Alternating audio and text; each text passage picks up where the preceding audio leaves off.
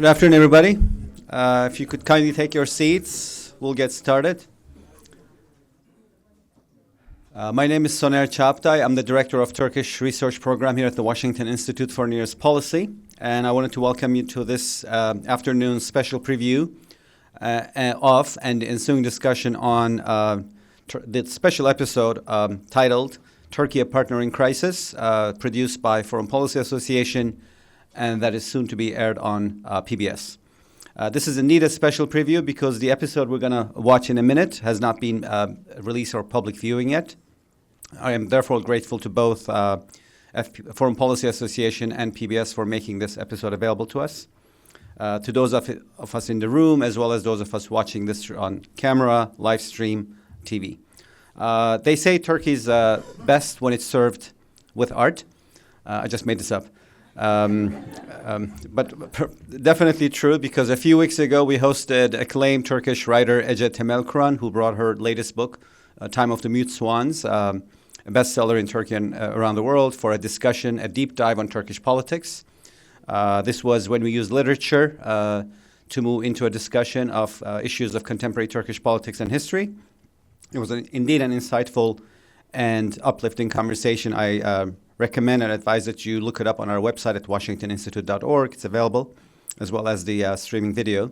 And today we're going to do something similar. We'll use a film for another deep dive on a conversation on Turkey.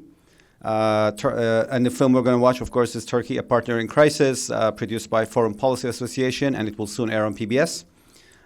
For that, I have gathered and recruited an excellent panel of experts to discuss the issue, including the show's producers, MacDara King and David Heidelberger. They're going to join us in a minute. And thanks, guys, for coming all the way from New York. I appreciate it. As well as science scholar and my friend Lisel Hintz on the podium in a minute. But before that, I think first we need to turn to the film, watch it, get some wonderful ideas for a deep dive and discussion. So lights, please. Yeah, thank you.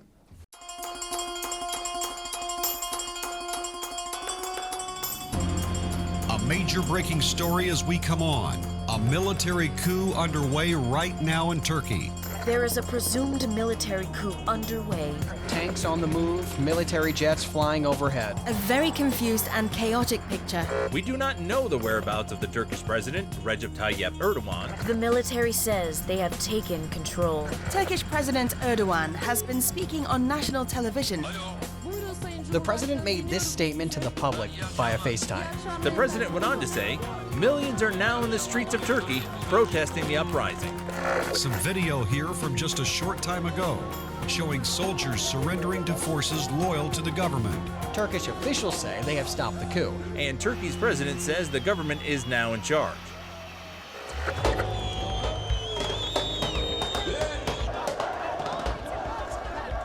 Once seen as a model of democracy, the tide seems to be turning in Turkey. Critics charge that President Recep Tayyip Erdogan used a failed coup d'etat in 2016 as a means of consolidating his own power. Power, he says, is necessary to secure the state. Great Decisions producers traveled to Turkey to examine the relationship with this key U.S. ally. Thank you for joining us on Great Decisions. Turkey, a partner in crisis. Next on Great Decisions.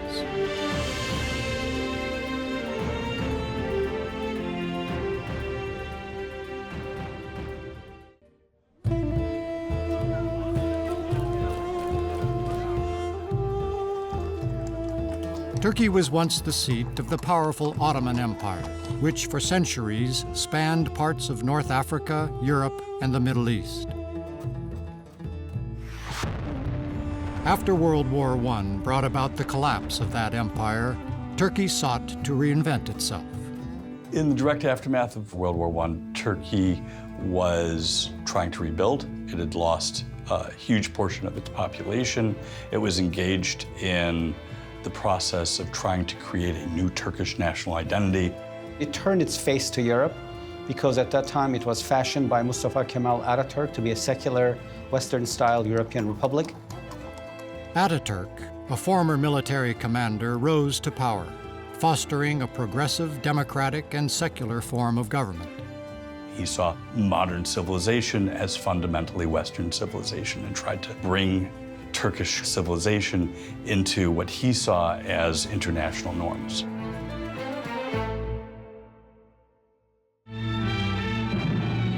With the end of World War II, the U.S. alliance with Turkey became critical. In the Middle East today, chaotic, vulnerable to Soviet expansion, Turkey, modern, powerful, and a rarity in this area, pro-Western, is prepared to defend herself against any aggressor.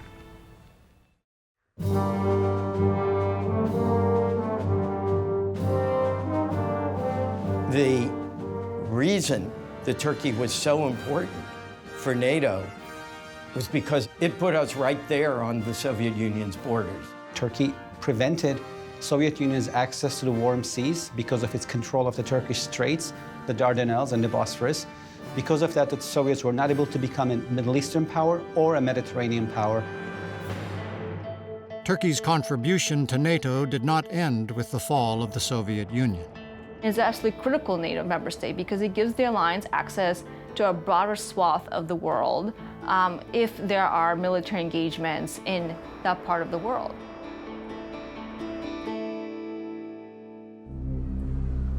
But the internal politics of Turkey have not always been stable. The military has a history of seizing control of the democratically elected government through coup d'etat.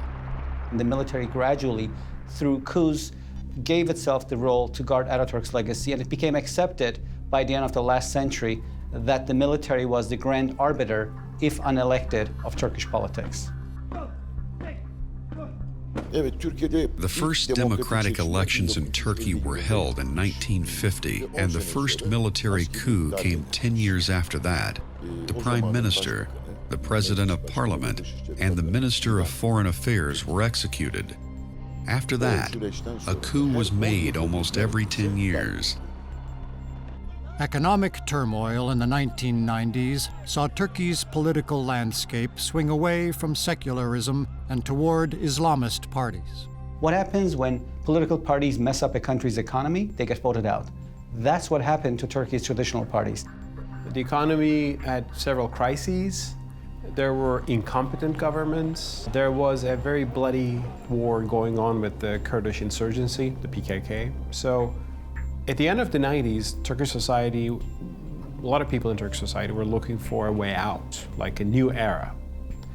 And that era was promised by Prime Minister Tayyip Erdogan and his party, the AKP.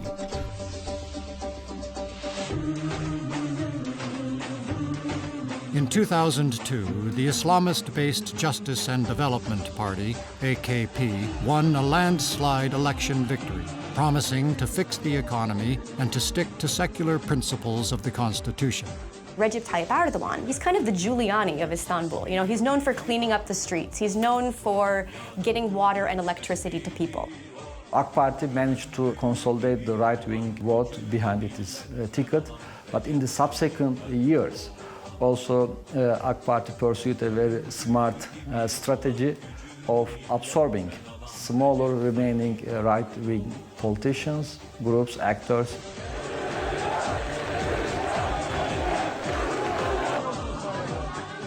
The first decade of the AKP in power is mainly a success story, from 2002 to 2012 at least. Here you see Turkey really making great advances in the economy, life improvement for everybody.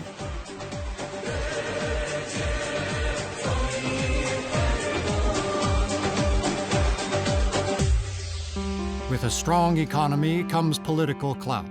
Despite ongoing Western concerns about human rights issues, Turkey moved ahead with long-standing negotiations to become a member of the European Union. Turkey has been at the door for decades. It seemed like there was a way forward, that Turkey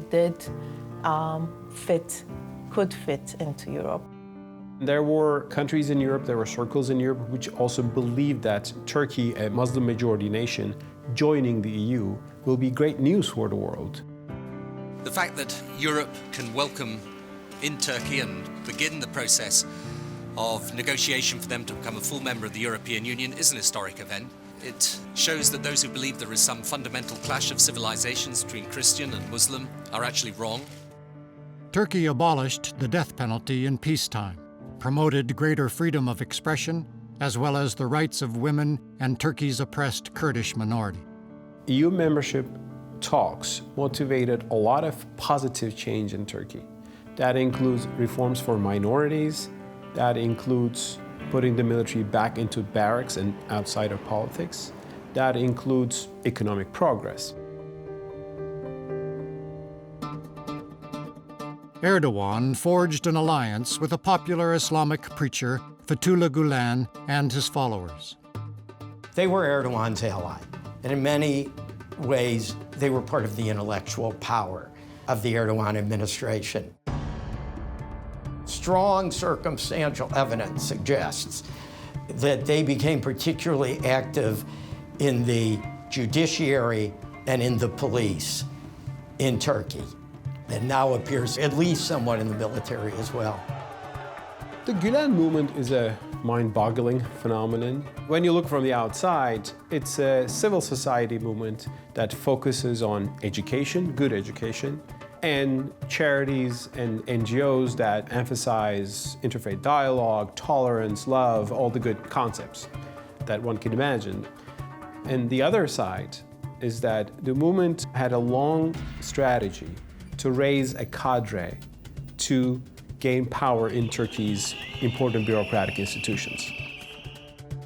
In 2007, the military took note of the AKP's growing power and inserted itself into a tense presidential election, seeming to undermine the AKP candidate.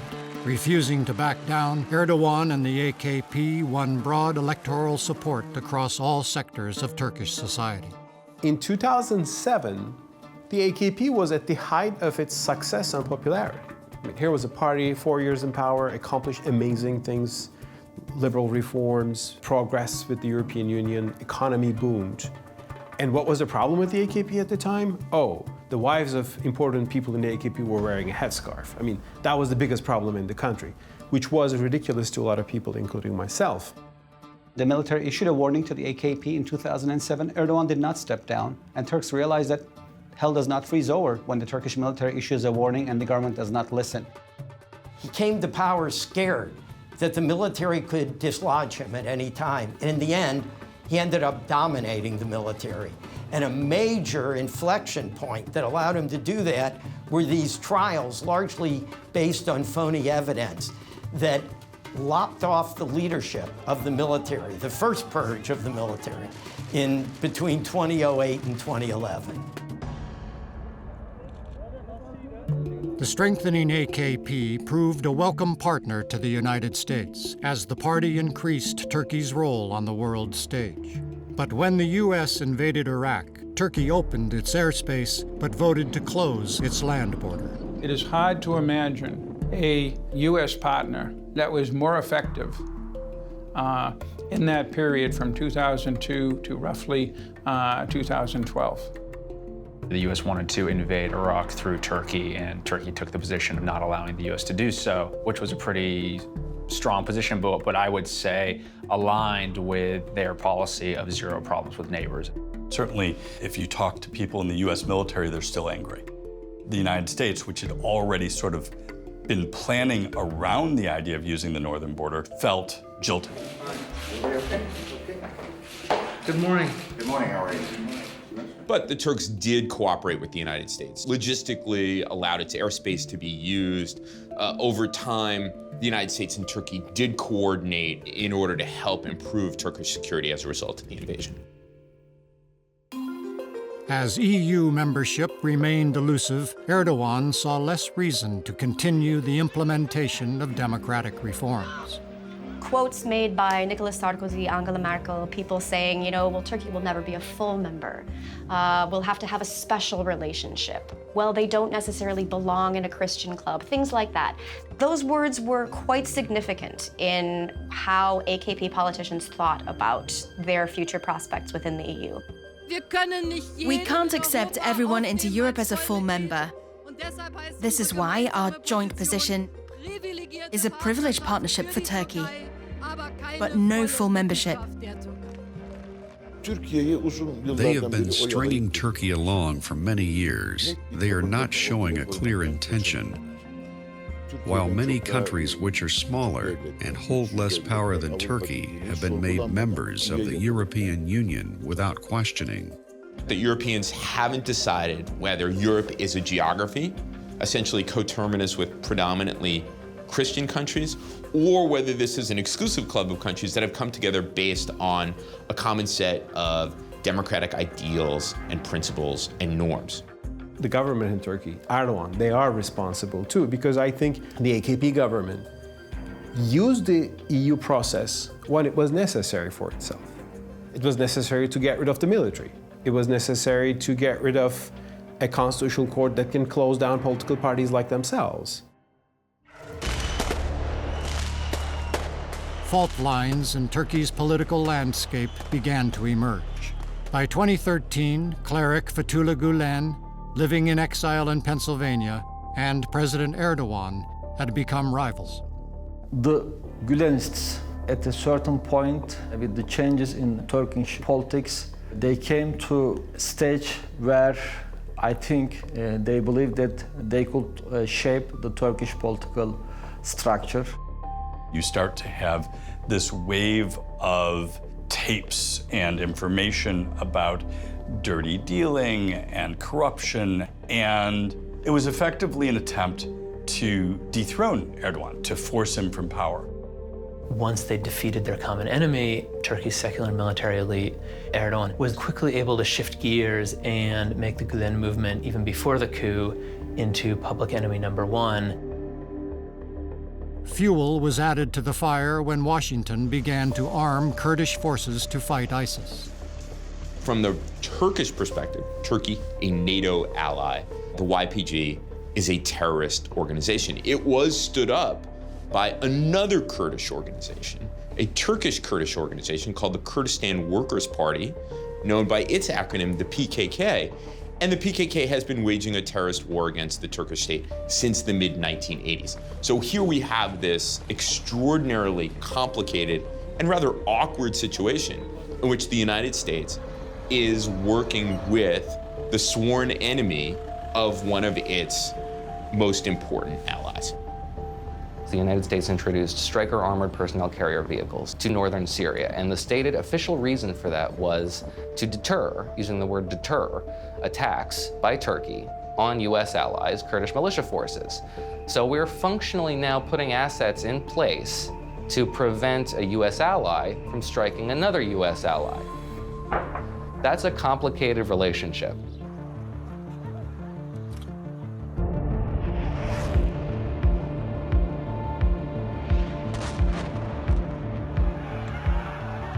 In 2016, Turkish forces loyal to Erdogan put down an attempted coup d'etat, which Erdogan blamed on exiled cleric Gulen.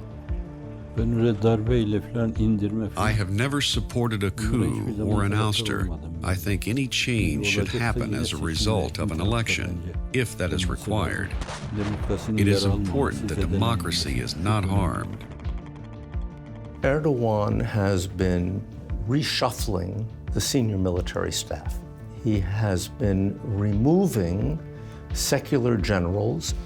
If you're one of the senior generals and you see that there's a high probability you're going to be purged, the leader is no longer going to be delivering the goodies to you. One of the things you have to think about is, maybe I can get rid of this guy. Gulenist terrorists were known in the military and they were going to be discharged. The government intelligence agencies had proof of who was who. Before this happened, they decided to attempt a coup. On the night of July 15th, Turkish people saw tanks in the streets. Erdogan's response to the coup was, probably he had a shock in the beginning like most people, but in a few hours, he did something very important. He, with his cell phone, called CNN Turk, Turkey's most important news channel, and said that I'm alive, I'm here, I'm resisting, and I'm calling on my citizens to go out on the streets and resist the coup. Bu yüzden işgal edilmiş bir ülkede yaşamaktansa Turks have such character. They'd rather die than live on land that is occupied. Ölmeyi biz tercih ederiz. This trait is why people stayed out that night in the streets, refusing to go home despite the tanks, helicopters, and F-16s flying low. I was shot 9 times myself.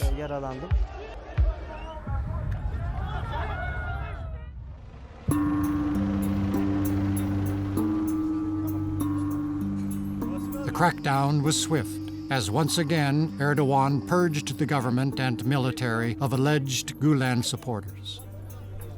What we're seeing is the consolidation of power that he had been engaged in now was on steroids. Arresting more journalists, shutting down hundreds of media outlets, closing hundreds and hundreds of NGOs, detaining tens of thousands.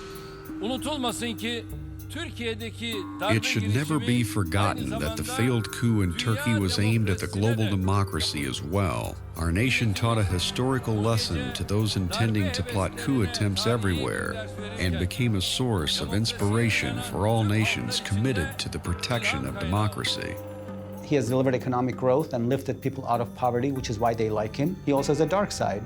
He has demonized and cracked down on demographics that are not likely to vote for him. You got half of the country that adores Erdogan, that's mostly conservative, that literally worships him, and you got another half of the country that hates him and thinks Turkey is hell, and there's nobody in the middle. In 2017, Erdogan held a constitutional referendum, turning Turkey from a parliamentary democracy to a presidential republic, transferring executive power to the president. He wants an executive presidency somewhat similar to the United States system. The problem is that the checks and balances that make a presidential system like that work and prevent it from turning a full authoritarian system are no longer in place. He got total control over the executive, the legislative, and the judiciary. So the 3 typically separate powers of the state basically became unified under the authority of the president. President Erdogan of Turkey said, you know, democracy's a bus, and when it gets to your stop, you get off.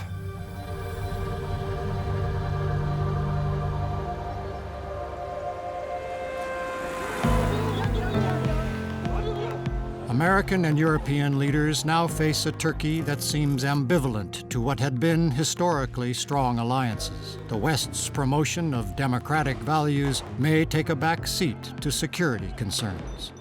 From the Turkish perspective, the invasion of Iraq compromised Turkey's security. From the Turkish perspective, America's unwillingness to do anything about the civil war in Syria compromised Turkish security. The fact that the United States is now working with a Kurdish group in Syria that Turkey regards to be a terrorist organization has compromised Turkish security. From Turkish perspective, what kind of NATO ally is the United States if it keeps doing things that undermine Turkish security? Turkey has felt that there's a double standard in Europe, that other states have gone ahead of Turkey when Turkey should already be in. Erdogan needs Europe because EU accession process and the common market that Turkey shares with the EU are both economically beneficial. And we know that Erdogan wins elections so long as he delivers economic growth. Turkey continues to be a strategic ally with both NATO and the United States, but those relationships are increasingly complicated. The question is becoming much less clear, at least on the short term. The United States and most of our European NATO allies believe that NATO should be an alliance of democracies, and Turkey isn't, in any meaningful sense, a democracy anymore. Turkey is not a reliable U.S. ally. That does not mean they are not a strategically vital U.S. ally, but their interests are conflicting to a point now where it's becoming bloody. It is incumbent on us to stop turning a blind eye to that until it becomes too late, because too late is coming up very soon. The U.S. reluctance to immediately extradite Gulen to Turkey for what Erdogan says was his role in the 2016 coup has hurt relations. Amerika ile Türkiye çok uzun The U.S. yıllardan and beri Turkey have been ortak. allies for many years, and our worldviews are the same. Both countries are very eager to operate on common interests.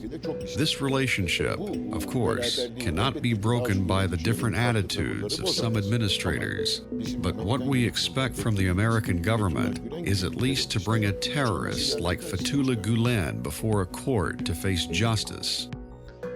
The United States should only extradite Fethullah Gulen if the Turks present evidence of his guilt and that a court determines two things. One, that he is in fact likely guilty and that he can get a fair trial.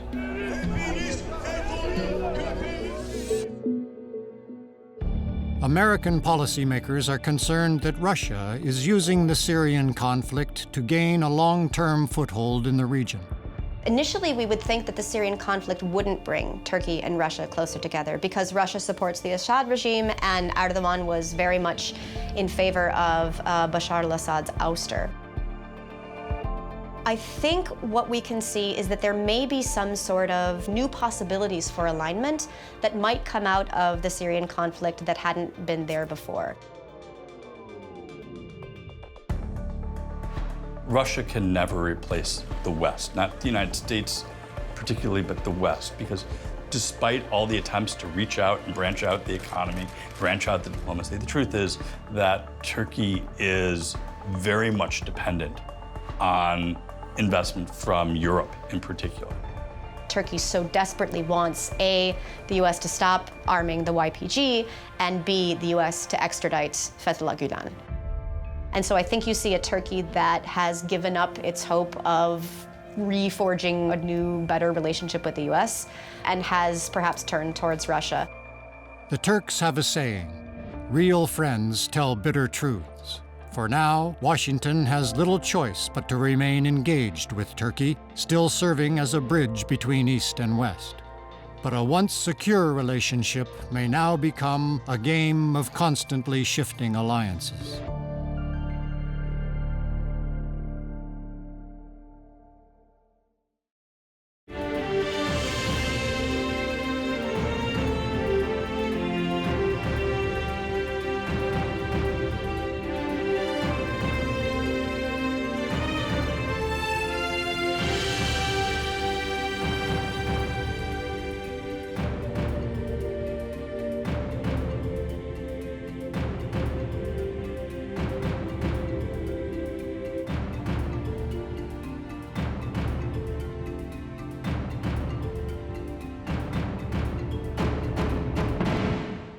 Brilliant episode. I had a great time watching it again, and I'm very happy that you're all here to join me to preview it, as well as people are watching us online.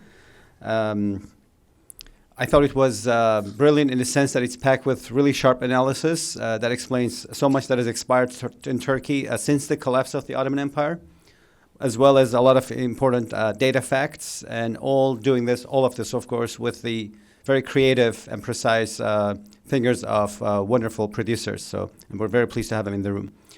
In a minute, when I switch my hats, going from a moderator to a panelist, I'll provide you with more insight on what I think about the episode, as well as using it as a segue to discuss Turkish politics.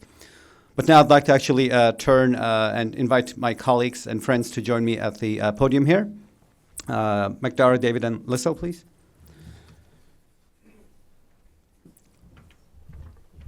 So sitting to my far left is MacDara King. He's the executive producer of the Great Decisions series, as well as chief information officer of the Foreign Policy Association.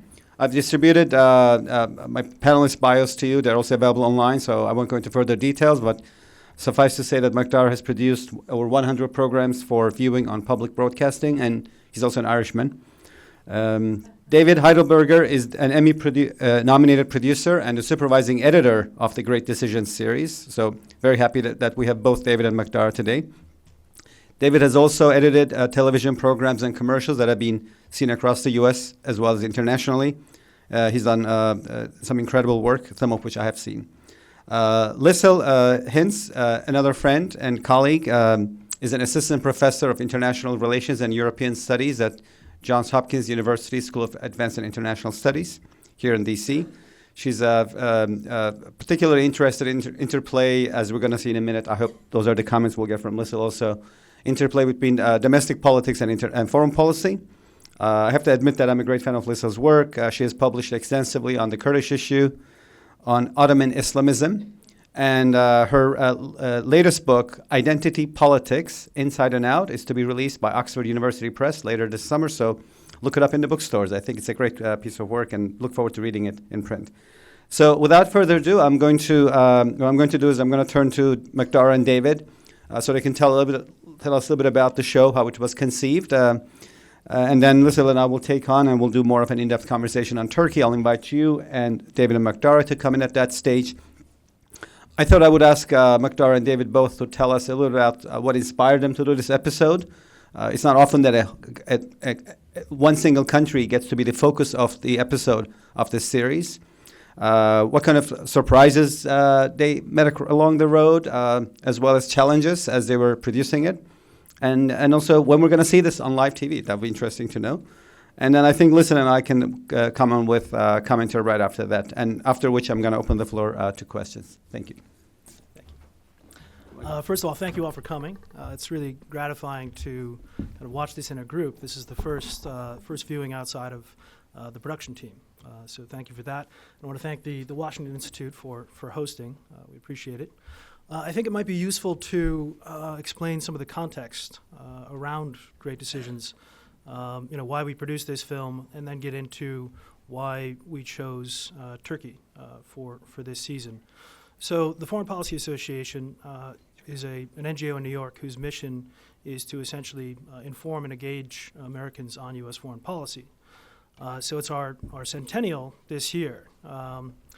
So back in 1918, our founders saw veterans returning from World War I and felt that they weren't being provided with sufficient information on U.S. foreign policy through the educational system and through the media to make informed decisions on these policies which they were risking and giving their lives for. So the organization started to do a series of events, radio broadcasts, publications for a number of years to try and inform Americans across the nation. With the advent of television, the radio program became the Great Decisions Series. So the Great Decisions Series is America's largest discussion program on foreign affairs. It started in 1954, and it has a few components. The Great Decisions television series is one component of the program. So the Great Decisions television series is an 8-part, 8 half-hour documentaries, runs annually starting usually in March, and each one looks at a different critical global issue. There's also a briefing book, a 8-chapter briefing book that goes along with this, and a teacher's guide. So essentially people meet in discussion groups, grassroots Great Decisions discussion groups across the country, and they discuss these issues over 8 weeks with members of their community. And then finally this culminates in completing ballots for each one of these topics. The Foreign Policy Association then gathers these ballots and turns them into our National Opinion Ballot Report, which we send to Congress and the executive to share the opinions of informed Americans on these issues. So Turkey is a perfect topic for Great Decisions because it is at once too complicated for the news to explain in a 40-second segment and critical to U.S. foreign policy since Turkey is a NATO ally. It also touched on a few trends that we found emerging in this season. One trend was essentially this shift away from our questioning, I guess, of the post-World War II American-led liberal world order. The second trend was kind of this move or shift, perceived shift, toward illiberalism or authoritarianism that seemed to be popping up across the world. So that made Turkey a perfect fit. To get into the actual details of the production, I'll let David Heidelberger, our producer, take over.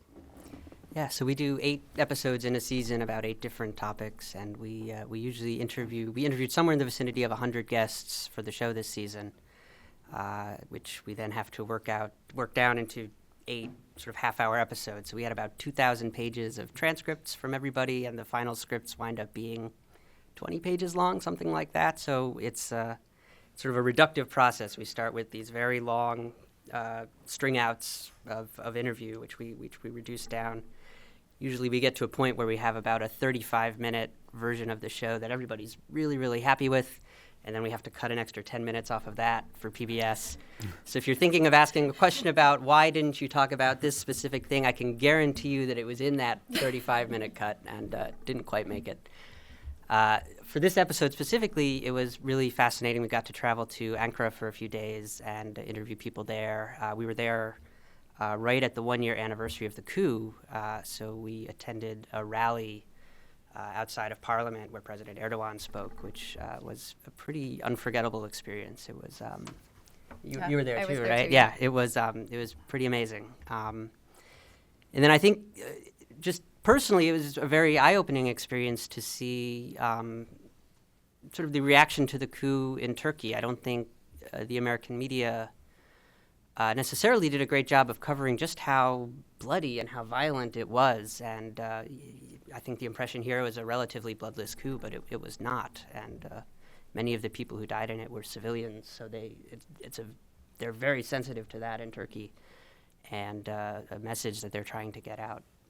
But it was a really incredible and a really eye-opening experience to work on this episode, and I feel like I know much more about Turkey than I did coming in, so that's that's always a good sign.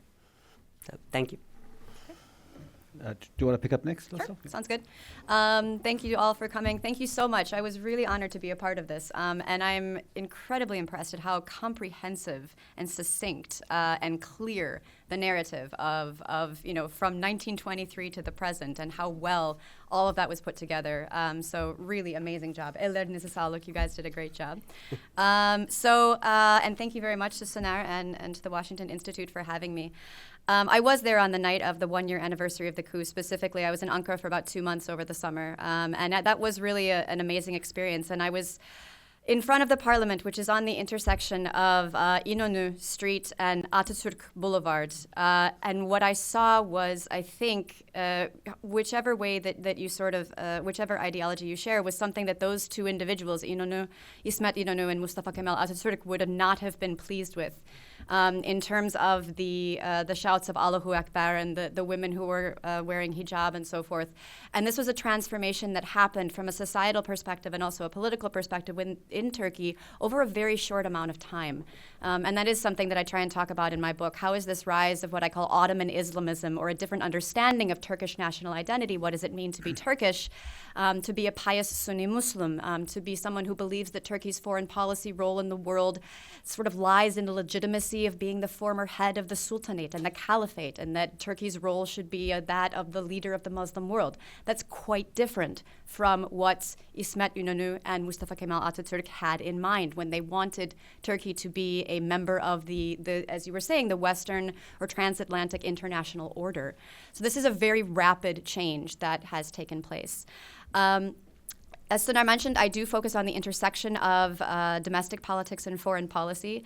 One of the things that I think a lot of you might have questions about is what's going on in Syria right now, what Turkey is doing in terms of its military campaign against the Syrian Kurds, the YPG, that is the ally that the U.S. is using in the fight against the Islamic State. And we were having a conversation just before we started here about how, particularly with Turkey, I'm sure it's the case with any other country, but particularly with Turkey, once you finish something and you sign off on it, and then tomorrow something happens, and you so desperately want to include that. And in finishing my book, I experienced the same thing, and there's so many things that I wish that I could include. But what I see as from the Turkish perspective, and I think Stephen Cook particularly did a really nice job of outlining this, that Turkey does see the YPG as a legitimate security threat. There are clear links between the YPG and the PKK, that is the Kurdistan Workers' Party. That's a Turkish-Kurdish militant or terrorist group, depending on how you define it. But that this is also very much like, and I think, again, the narrative the story was told very well of how Erdogan has used the aftermath of the coup coup to crack down on opposition, to jail civil society activists, to jail journalists. That's what we're seeing in the Afrin campaign as well, that anyone who speaks out against the Turkish military campaign faces jail time, faces being detained. Doctors, the head of the medical board in Turkey were detained. Journalists who are simply reporting on what is happening are being detained. There were news anchors talking about which pop stars hadn't criticized or hadn't, spoken out in favor of the campaign, so we have to shame them as well. So this is very much a case of using a foreign policy initiative to try to sort of rally domestic support, rally nationalist support for the upcoming elections. And I really think it's difficult to understand anything Turkey is doing, any of the spats with the US, with the Netherlands, with Germany, outside of the upcoming elections. Scheduled for 2019, but potentially being moved up to this year. Pick up next, I guess. I also wanted to share Lisel's endorsement of this episode. Quite impressive.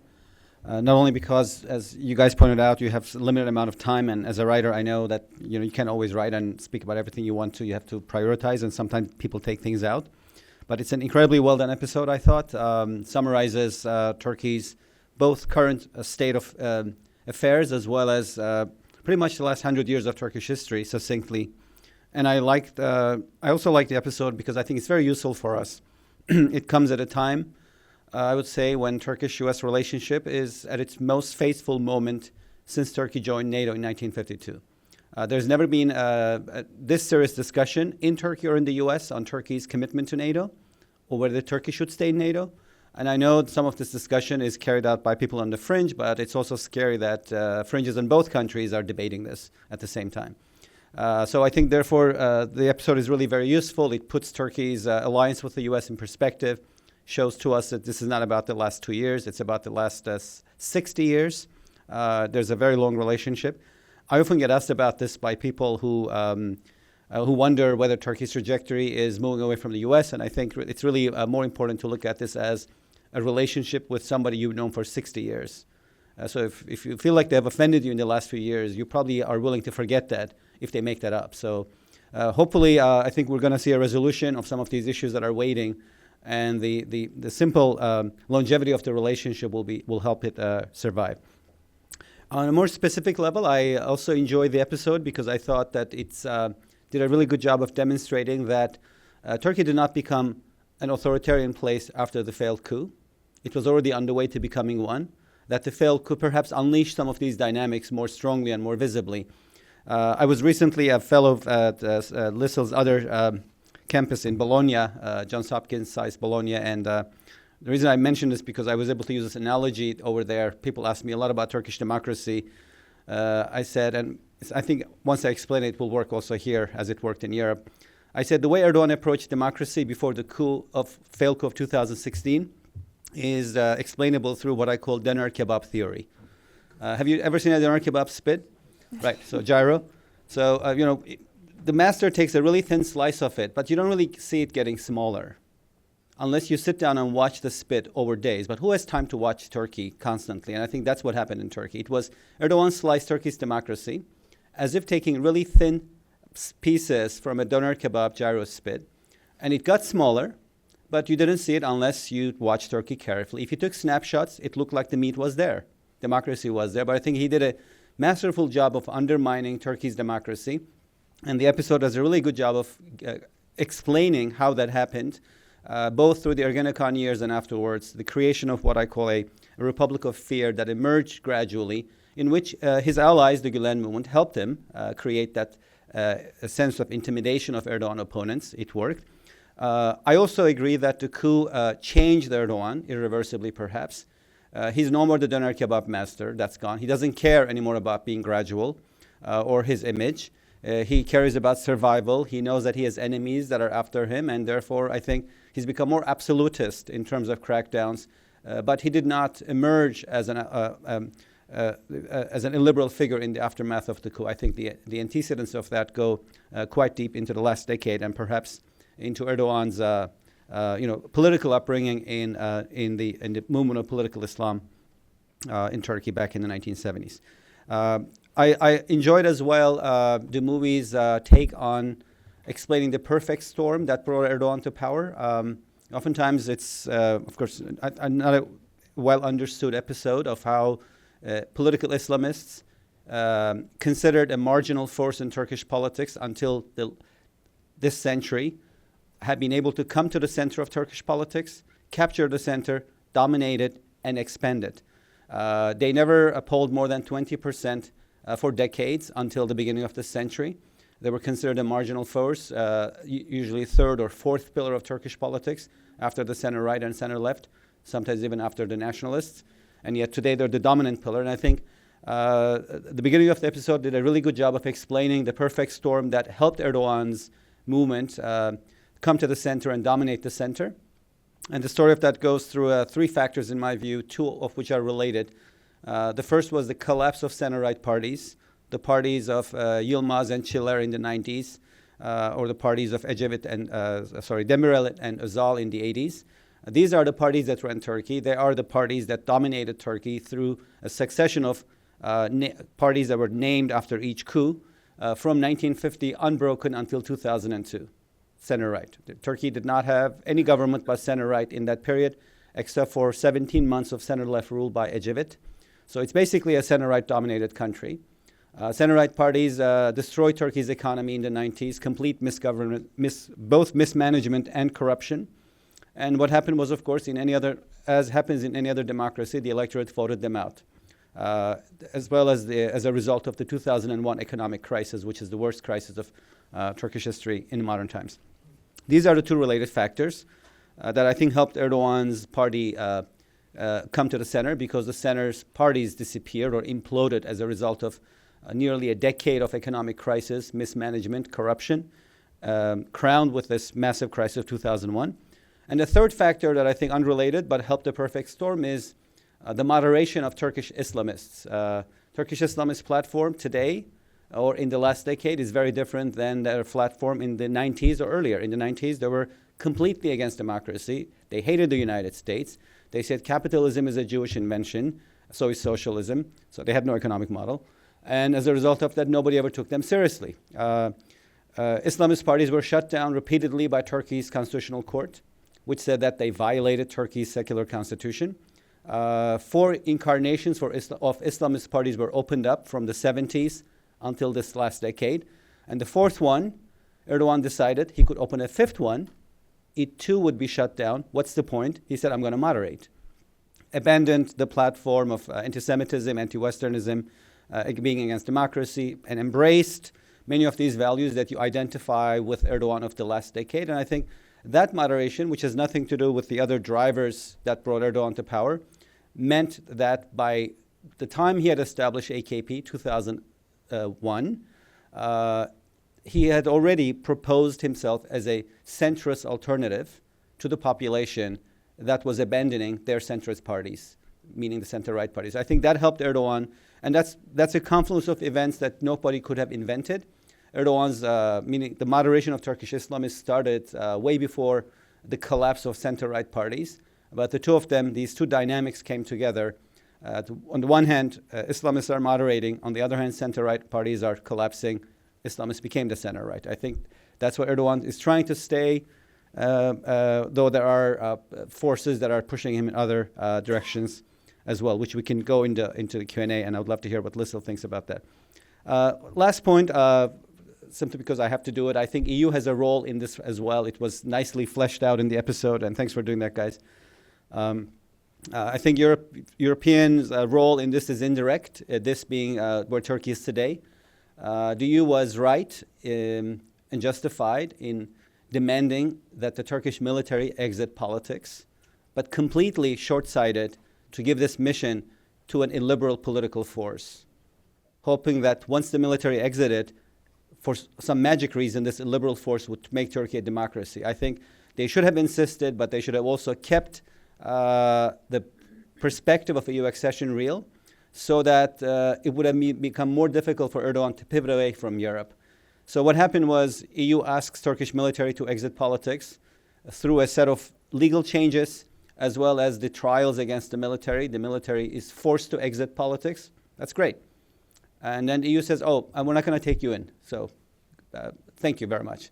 So that's the problem. I think the EU failed to step up to the plate to become the new grand arbiter of Turkish politics after it forced the military to exit its role as the grand arbiter of Turkish politics. And I think that was a missed opportunity on behalf of European leaders, but specifically France and Germany, which have blocked Turkey's accession. And I think indirectly they have to share the historical burden of Turkey's pivot. Had the EU kept a realistic accession prospect or vision, such as the one offered to Croatia, which started accession talks with Turkey in 2005 and joined the Union in 2013, it would have been much more difficult for Erdogan to do everything that he's done in the last 10 years. So perhaps that's another nugget that I think was incredibly well detailed and fleshed out in the episode. So thanks again. I'll stop here. Maybe Lisel can comment, or if David and MacDara have anything else to say before I open the floor to questions. Yeah. Right. Then I think we're taking questions from the floor. Yes. Please wait for a microphone to come to you. Identify yourselves. Right. Yep. There's a question in the back.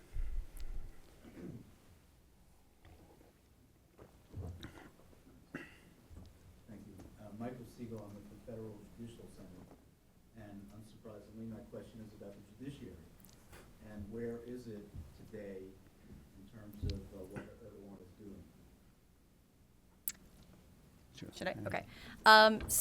As I think was nicely again put in the film, the judiciary was one of the institutions that the Guillen movement was able to insert its members into. It's an institution that has been highly purged following the coup attempt. And like all institutions where you lose a great number of your members, and I think as was mentioned, I don't know if it was Mustafa Akgül or someone else, that the Gülenists kind of formed the intellectual force of the alliance between the AKP and that movement. So you have a lot of holes in the military, in the judiciary, in some of the other institutions, in the civil services that needed to be filled. And those have been filled with those who are affiliated or friendly with the AKP and not necessarily as skilled or as knowledgeable or as experienced. One, I think, other aspect that was mentioned deserves notice is that the EU accession process, and this is where I might differ a little bit with Sonar in terms of if the EU had been committed to allowing Turkey to continue under AKP rule, I don't know that the AKP would have been committed to that process. I agree very much with the sort of concept of democracy as a bus or a train car or tram car, whichever way you want to translate it, and you get off where you want. I see the EU accession process as the same sort of vehicle in terms of reducing the role of the military, in terms of reconfiguring the judiciary to institutions which had been integral to the crushing of Islamist parties in the past. I think another aspect is that right now, a lot of observers are talking about a constitutional crisis. You have those who, like activists, who have been released, but then the courts have changed their mind. Either it's a different court that undermines a higher court's decision, or it's the same court that actually goes back and says, no, Taner Kılıç, actually, you're not going to get out, right? So I think that there's an element of clear executive co-opting of the institutions to the point that they've been hollowed out and are no longer by any means independent. There's no way we can say that. And not only that, but that those decisions that are still being made, even under that control, are being then switched based on whatever the AKP wants. Yes, Ambassador Guillen. Hi, so congratulations to everybody. It was a fantastic program. I promise we won't tell anybody. What role did Guillen play in this quarter or half coup? What did you sort of touched upon it in your piece, and as a result, or not as a result, should the Trump administration deport him? Do you have a recommendation about what to do? Would that improve relations with Turkey? I could just turn to maybe MacDara. In your interviews, in your interviews, did you get a sense of diverse views on Gülen's role in the coup, or was there mostly a consensus? It was actually pretty surprising. Even the guests who were pretty critical of the government felt that they weren't sure whether he directly was involved, but they seemed to suggest that there were at least followers who probably were involved in the coup. I can't make a recommendation to the Trump administration, but I mean, I think it would unquestionably improve relations if he were to be handed over to Turkey. And the comparison we often got in Turkey was to Osama bin Laden, the idea that we wanted him turned over and they wanted evidence, and we wouldn't allow that. So that's there. They think it's the same thing. They see him as a terrorist. Most of the people we interviewed here absolutely rejected that analogy, but the people in Turkey were very big on it. As long as you don't tell. No, I actually think the way that David put it puts this quite clear. There is not enough evidence that has been given to take the policy recommendation question. The U.S. does not believe that adequate evidence has been given that demonstrates Fethullah Gulen's direct role in terms of mandating that his followers undertake this coup attempt. My view is that there were Gulen supporters in the military, and as the film said, we knew they were in the judiciary and the police. We didn't understand the extent to which they were present in the military. We knew that there were reviews coming up, that they were not going to be promoted or that they were going to be fired, that kind of determined the timing of the coup, and there's evidence, at least circumstantial evidence of that. But I think until the U.S. Receives enough information to clearly indicate that Gulen was directly involved, and that's very difficult to get, obviously, that it would be very dangerous to extradite Gulen. And I think particularly because, and this is someone, he's not here, but Aykan Erdemir, who's at FDD, talks about and writes about the concept of hostage diplomacy, which is something that Turkey has been engaging in quite a bit with Germany, with the U.S., saying, well, I'll hand him over, I'll hand over Andrew Brunson if you give me Fethullah Gulen. We both have preachers we want. Why can't we just do that? And that's not something that a country that respects the rule of law can do.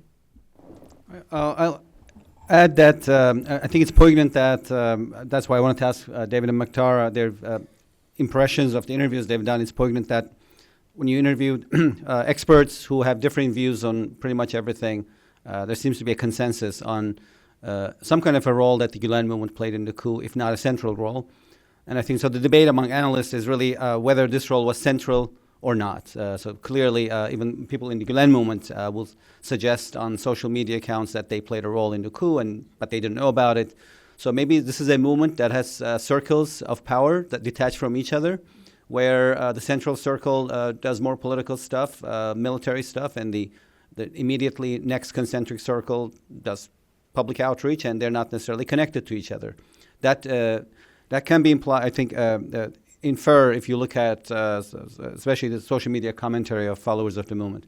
I also think that the movement is completely complicit in the state of Turkey's democracy, in the state that Turkey's democracy is in today, meaning they helped Erdogan in the last decade in building power, eroding democratic checks and balances, locking up dissidents, intimidating opponents. So this is not a movement that was promoting liberal democracy when Erdogan was the doner kebab master. They were with him, taking pieces off that spit. And I think, therefore, they are definitely part of this decade-long process where they were with Erdogan from 2002 until 2011. And the split came really in 2011 when, after an incredible amount of pressure, including wiretaps, court cases, indefinite detentions of high-ranking military officials, Turkey's military top brass resigned en masse. And that summer, basically, the military recognized that Erdogan and Gulen together had won in their efforts to intimidate, coerce them into submission. And what ensued, in my view, was a raw power struggle where Erdogan and Gulen both wanted Turkey for themselves. And Turkey's still witnessing that power struggle that continues to this date. It's not over yet, unfortunately. It has taken many facades, and I think the Gulenist involvement in the coup would be one episode of that, where the Gulenists tried to push back. But earlier there were other episodes. They wanted to appoint the head of intelligence from someone from the movement. Erdogan declined.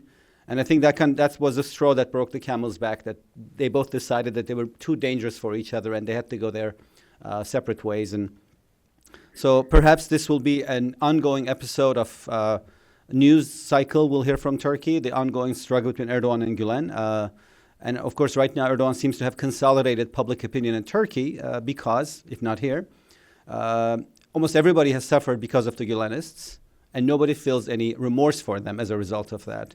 So it puts them in a unique position where most other opposition groups have allies Gülenists have almost no allies in Turkey because they were a big part of Erdogan's decade-long crackdown on the broader Turkish society. So I think the movement really needs to have a sort of a process where it actually confronts some of its past acts. Maybe this will help it build some allies among the broader Turkish population.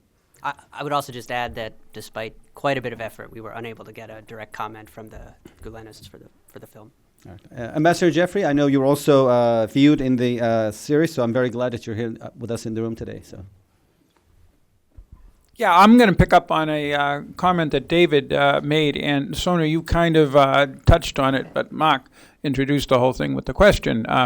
And it's something that I sensed, having been in Turkey right after the coup, and I had exactly your experience. Everybody I knew, including people I'd known for 30 years who were on Erdogan's hit list, pointed a finger at the Gülenists. Then I came back here and would say this, and people would look at me like I was crazed. Why is there such a very strong view in Washington that persists today that this was all about Erdogan doing it? Okay. You want to go or should I go? Okay. I think, so I'll speak to one component of that, and I think you're absolutely right. I think that the Gulen movement has done a very good job in the U.S. of promoting itself as an interfaith civil society movement that hopes to build bridges with the Jewish community, with the Christian community. It's very centered on education, on good education, as was mentioned in the film. So I think that it has been successful in foundations, in charity work, and so forth. So I think it has been extremely successful in creating a very benign impression of itself, such that there are those that do not believe that these individuals could be complicit in this kind of act. But I agree 100% with Sonar. If you look at the Ergenekon and Balyoz trials and how the Gülenists were complicit in fabricating evidence, in building cases against, and you know those trials were so interesting because at first it was like, oh, rule of law applies, and even Kenan Evren can be tried for the 1980 coup. This is amazing. But then you start seeing, people who, and it's actually quite similar to the way that the coup attempt is being prosecuted. You use an app, or you have some sort of connection, or you made a phone call with someone, and all of a sudden that's enough to be able to convict you. So I think that I think you're right, that there are two very different perceptions of the Gulen movement in the U.S. and in Turkey, and I think that's because of the success that the Gulen movement had in portraying itself as a very benign sort of actor. I'll tag along and add that I think Erdogan has an image problem in Washington, in case you haven't realized. It's been going on for a while. I think the episode in front of the Turkish embassy residence is just a cherry on top. But Gezi Park rallies, 2013, massive crackdown on peaceful protesters that killed 7 people. And I think this was a wake-up moment in Washington, perhaps, among the broader analytical community, that Erdogan was not taking Turkey into Europe because he was beating up people who wanted to take Turkey into Europe. And he was doing so with, quite forcefully. Earlier, he was cracking down on the military. That was seen as a problem in Turkish democracy, problem in quotes. Now he's beating down liberals, who's supposed to be his allies, and taking the Turkey on the path to Europe. So I think he has had a deteriorating image since 2013 as a result of many episodes and decisions that have nothing to do with public diplomacy, but which also harmed Turkey's image here, from decisions to buy Russian missile defense systems, earlier decision to maybe buy Chinese defense systems, Syria policy, divergences there, I think have all added to his image problem. But broadly, it means that many people now, I think this answers maybe in some ways Jim's question, a lot of people view Erdogan through a binary lens. Because he's negative, people who oppose him must be good. And therefore, the Gulen movement must be benign because they oppose Erdogan, who's not seen as a positive leader. And I think, this is not necessarily a binary world. As I've tried to articulate, the very intimate relationship Erdogan had with Gulen, they were completely in bed together for nearly 10 years. And on top of that, I think, of course, it fits into the, somehow conspiratorial worldview that, of course, the coup was not a real coup. It was manufactured. And I think this is, first of all, nonsense. And second, nobody's that good. To mastermind the coup and kind of to pull out of it with all the drama. If you have any doubts that the coup was a real affair, I think you should watch. It's in the episode also, that FaceTime video that Erdogan puts himself on internet, calls his supporters. That is the video of a person who thinks he's under imminent risk of death. It's very real. I think that shows to you that something definitely went wrong that evening. Erdogan felt that he was under attack, and he came out on strong. And I think it was his ability to mobilize his base, which also shows that some people love him to death in Turkey. That's really, it's not just an expression, it's real. That saved him and that saved his party. And so perhaps he'll rely on that base even more going forward, because he knows that only they can save him when he's in trouble again. So I think the coup has really, it could not have a good outcome anyway, but it had two bad outcomes. We just ended up with one. If the generals would have won or the Guillenists would have won, I don't think Turkey would have been a better place. It would have probably been a much worse place. Erdogan has won, but it has become less democratic because I think he's decided that he's not going to be gradualist anymore. He's going to crack down on opposition groups as forcefully as possible, and as well as using the extraordinary powers, the state of emergency given to him after the coup, to carry out a broader crackdown of the wider Turkish society. I have two questions here on the left. You and then David next. Yep, you in the back, sir. Thank you. I'm Pat Byrne. I'm the senior Europol representative in the United States. Formerly, before I was posted here, I was in charge of Southeast Europe, and with Turkey in my portfolio. I'm certainly not here to speak on the competency of the EU relations with Turkey, but what I do want to focus on is most policemen like myself should be apolitical. Turkey is of vital interest in terms of terrorism and organised crime in its location, in its positioning. Prior to some of the political unrest in Turkey, I myself ran operations with other member states, for instance, taking 15 tons of acetic anhydride on the way to Afghanistan, either to create explosives or heroin off the market. So they've always been, in practical terms, a key partner in law enforcement. However, we're now at a stage where, say for example, a red notice issues from Turkey for the arrest of someone around the world. Again, trying to deal with that in an apolitical situation is quite difficult, and I would like the panel's view of, have you any advice for us? Good question. Jim, do you have any advice? I mean, I guess this is a really sad answer, but I guess the best thing that can be done is to try to identify when the requests that are being made are politicized. I mean, if that makes sense. And this goes back to the bilateral relations between Turkey and Germany, and Turkey and the Netherlands in particular, where those who are accused of masterminding the coup are being, Turkey is saying you need to hand them over right now. And then I think what Germany and the Netherlands need to do, which they are doing, and like the US is doing with the Guillen case, is try to assess, is there adequate evidence, or is this something that is purely political, and you're trying to engage again in some form of hostage diplomacy, where you say, well, we have Deniz Yücel, or we have another journalist or activist that you would like back.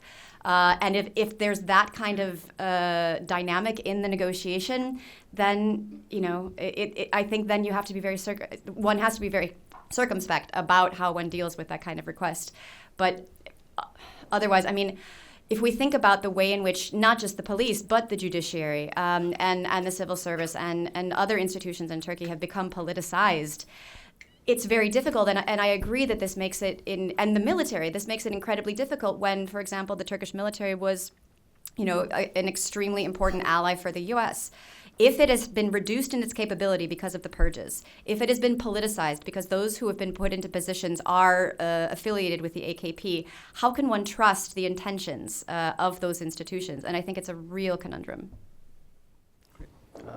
David, I have you next, and then my friend here has been waiting patiently. Yeah. Okay, thanks very much. I'm Dave Pollack. I'm a senior fellow here at the Washington Institute, and congratulations again on what I think was very interesting and powerful and concise, and I'll try to be that too. And that is, my question is this: the program does a great job of showing that the difficulties between the United States and Turkey are much deeper than just Gulen or just the Kurds or just democracy.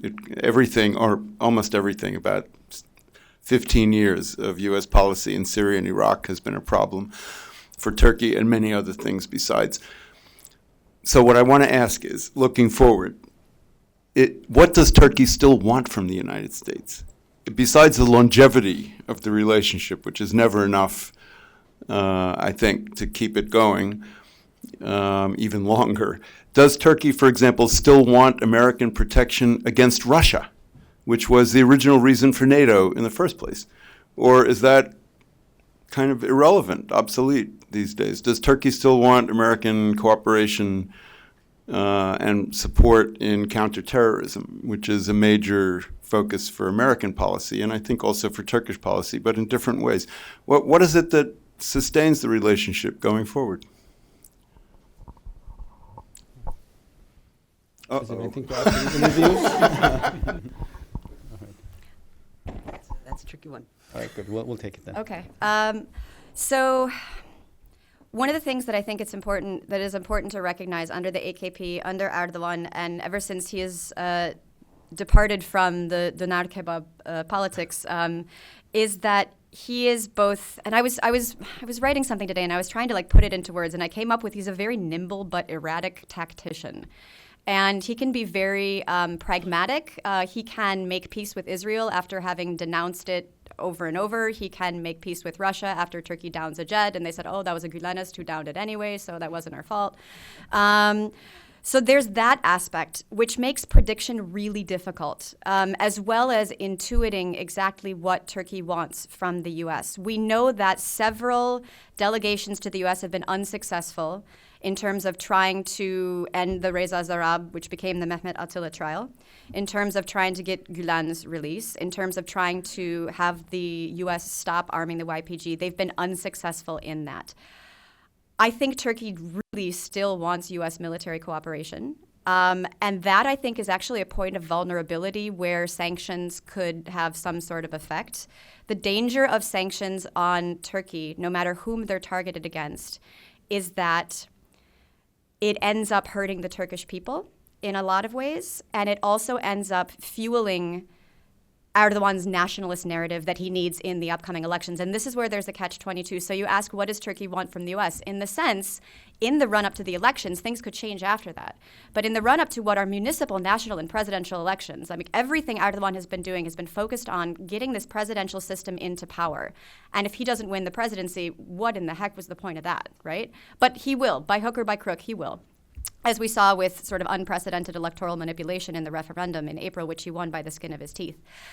But I think what he wants from the U.S. is a bit of a nationalist punching bag so that he can show that he's standing up to the U.S., but then what does the U.S. do? If it criticizes Turkey, it actually helps Turkey because it shows that it's not necessarily so I think that really poses a dilemma for U.S. policymakers trying to figure out how not to harm the rest of Turkey's population with any kind of reprisal that he might undertake, how not to fuel his nationalist rhetoric, how to try to keep some kind of alliance and not lose Turkey to Russia, to Iran. I don't think that's a credible worry. I mean, Turkey's never going to forever partner with Russia. To answer your question, I think Turkey still has concerns about Russia. They don't see it as a partner that shares mutual values. And as I think I said in the film, in some cases, they're at odds in Syria. In some cases, they can partner, and in some cases, they're at odds. So I think it poses a true dilemma for U.S. policymakers to figure out how not to stack the deck in his favor and how to try to punish him in some sense, or to get him on board in some sense. These are excellent points, and if I can tag along on one more issue, one part of the episode I was most impressed by is its take on Turkish-Russian ties. Yeah. It's so easy these days to read analytical observations saying, "Oh, Erdogan is turning to Russia. This is it." He's not. He's dealing with Russia. He's deconflicting with Russia in northern Syria, which he needs to. He's not folding under Russia because he's a Turk. He knows that when you do this, it's over. Russia is Turkey's historic nemesis, and I think Erdogan knows this. His advisors tell this to him on a daily basis. Erdogan, of course, is quite upset that he got caught with the Russians in this battle in Syria, where he's on his own in the north, pretty much. And so he has to find a way to get out of it gracefully, in the absence of anybody else helping him figure out the run of events in a way that's favorable to Turkey's interests. So he's of course going to deal with Putin, but it only means that he's going to deal with Putin, number one, to deconflict, and number two, try to get the most out of it without losing face. So that's how I think Erdogan sees things. I think the way Putin sees things is differently. He's going to use Syria, to completely humiliate Erdogan. At every time it looks like he's offering him a bargain, the bargain will look like yet another defeat for him. This is what happened in Jarablus. When, like he does with us. Yeah, well, that's Putin. So Jarablus, Putin allowed Turkey to go into Jarablus. Erdogan was led to believe that he could go deep into Syrian territory, drive a permanent wedge between the YPG's two enclaves in Afrin to the west of Jarablus and Kobani to the east, and that he could even maybe take Raqqa. Turkish forces bled at Al-Bab, lost 70 troops, stuck for months. After they finally got Al-Bab, Putin asked Assad to go in and block Turkey, and said, "Oh, thank you. Just to show you that I am the boss in here." And I think Afrin is probably going to evolve in a similar direction. Turkey will get something, but not everything that it wants, and Putin will use this to humiliate Ankara and its position in Syria. So it will yet be another lesson for Erdogan that you cannot deal with the Russians in good faith, nor can you fold under them, nor should you fold under them. So that's why I think he needs the U.S. in the final analysis. It's the only protection he has against Russia, its regional ambitions. So I think we shouldn't be confusing Erdogan dealing with Russians or deconflicting with them with the idea that Turkey is folding under Russia, becoming Russia's ally. I think that would be a great stretch. And the show does a really good, I think, just showing Erdogan-Putin handshake, which I wish we could go back to that. Putin's demeanors, he lets Erdogan walk to him, he waits there. His guard, this big tall guard, gives a bad look to Erdogan, turns like this. Should all go look that up. The mechanics of it is incredibly well crafted. If you heard about the incident where Putin has intimidated Angela Merkel bringing his big dog in, this is not quite different. Then I think that's sort of a sense that this guy is definitely dominating the room. And I would get the conclusion that in the final analysis, Turkey's biggest fear is that its historic nemesis, Russia, is back in the north in Crimea, in the east in Armenia, in the south in Latakia, and it's not leaving.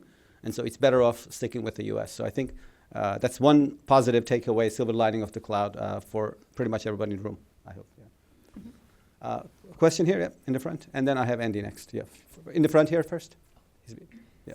No. Just first. Okay. Thank you. The very front. Yeah. Two-part question. If we were to go back to this post-coup, Erdogan's crackdown on the Gulenists, not only did he go after the Gulen loyalists, he also went after the Kurds, the HDP. How do you justify such a thing when we all know HDP had nothing to do with it, including to this day 7 or 8 members of the parliament, including the leader of HDP, has been jailed.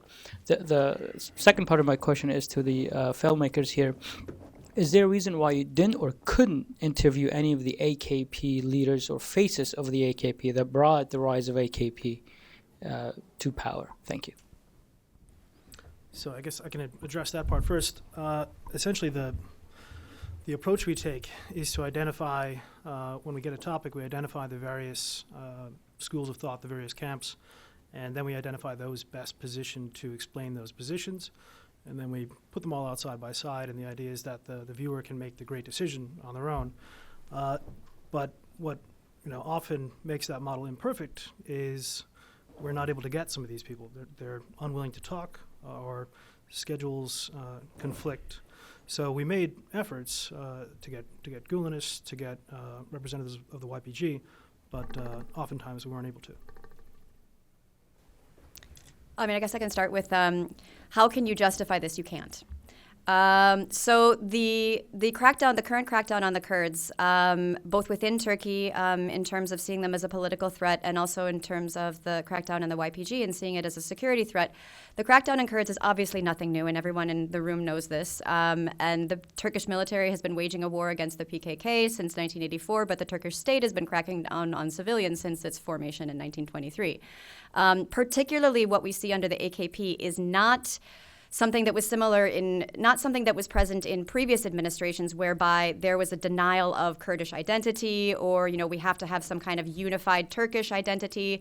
For the AKP, it has nothing to do with ethnic identity as a threat. It has to do with the Kurds as a political threat. And this comes from the June 2015 elections, when the People's Democratic Party, the HDP, wins 13% of the vote, takes away the AKP's parliamentary majority for the first time. They've been increasing their vote share since 2003. And all of a sudden, people are ecstatic, and the Kurds have this, this place in parliament. They've been able to surpass the parliamentary threshold for the first time as a party, as opposed to individuals running and then forming within the parliament. And that is the point. I mean, the relationship between the AKP and the Kurds, there was the peace, or the solution process between 2013 and 2015, and relations were deteriorating following Kobani, and the belief among Kurds that the AKP was not actually serving their interests and was using them as a political tool in support of the presidential project. And once the HDP wins that 13% in June of 2015, the AKP then, and Erdogan particularly personally, says, okay, we're no longer working with these guys. The whole Dolmabahce agreement, I don't recognize it. I don't agree with it. We're not going to continue to pursue these negotiations. And that's when you see the war with the PKK being reinitiated in July of 2015, so just a month after that. So I think that the crackdown on the Kurds that you see is not just post-coup, although the state of emergency that has been put in place and extended and extended and extended since the coup attempt justifies the arrest of, or is used to justify, I should be careful in my language, is used to justify the arrest of anyone who is considered a terrorist or supporting terrorists or using terrorist propaganda. And the extent to which that has been, applied is really astounding. So the fact that, the two co-chairs of the HDP are arrested, the fact that many of the mayors have been removed from power, the fact that there are many other people who signed a peace petition in support of the ending of violence against Kurdish civilians are in jail, I think speaks to the recognition of the AKP that the Kurds are a political threat. And to me, it's one of the saddest outcomes of what we see in Turkish politics right now, because I think for the first time under the AKP, there was a real potential for that Kurdish question to have been solved, even if it was because the AKP saw it as in its own political interest, not for any altruistic reasons or even security reasons. And I think that was sacrificed on the altar of presidential ambition. Great. Almost out of time, and I know, Andy, you have a question, so let's finish up with that. Yeah, unless there are other questions. Going one, going twice. Okay, there you go. Thanks. That was a great video. I think it really did summarize things. I think something that would help me clarify where Turkey's going is strategic objectives. Don't Turkey and the U.S. have fundamental strategic visions for the Middle East now? I mean, I think the video was very good at showing how Erdogan has dismantled democracy. Maybe not all the way, but it's well on its way. I think I got out of the video that the three different branches, there's no longer a division of power, that everything is consolidated into one. So that looks pretty much like a dictatorship with the illusion of democracy there. But I mean, at a fundamental level, don't we have strategic differences? For example, Erdogan wants us to choose focusing against the YPG is more dangerous than ISIS. For example, we stand for judicial protections. He can't understand why Guillen just can't be exported back to him. We have judicial protections. He doesn't have that in Turkey. NATO, we believe in NATO, yet he believes that somehow you can be in NATO and have Russian S-400 missile systems in there. I mean, so at a fundamental level, aren't there these black and white immovable objects that get in the way of future cooperation? So that's a long way of saying, what does all this mean for us? Where is it all going? I'll kick up because you've been doing such a great job picking up the heavy load. I think there are many differences, but I'd go back to David's earlier question about what Turkey still needs from U.S., and that's the threat and fear of Russia, the historic nemesis coming back. So basically, I mean, the story of the rise of Russian Empire is the story of the collapse of the Ottoman Empire. You can write one and learn from the other. And so for Erdogan, this is, not some hypothetical scenario that the Russians are back, but that, this enemy that has defeated Turkey and its Ottoman predecessors numerous times in many wars, all of which were started by the Russians, is now threatening Turkey with, on many fronts, east, south, and north. So I would say, yes, there are many differences, but I think in the final analysis, Erdogan will rely on U.S. hard power and NATO. And I would also add that Erdogan's, I think maybe this is where you're trying to go with your question. I think Erdogan's quest to make Turkey a great power is not over yet. And that's going to present challenges for the U.S. He started 15 years ago by building this idea that Turkey could become a Middle East power through soft power. It didn't work out. And the Arab Spring basically ended that.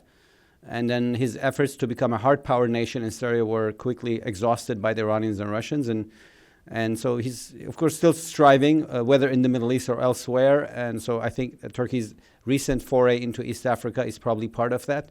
Another area where he's going to seek greatness for Turkey if it didn't work out in the Middle East. I can see him doing some similar outreach in Western Balkans, not part of the EU, and historically and ethnically and religiously sometimes tied to Turkey. So I think it's not over yet. I think Erdogan will continue to try to make Turkey a great power, revive its greatness as he sees it fit.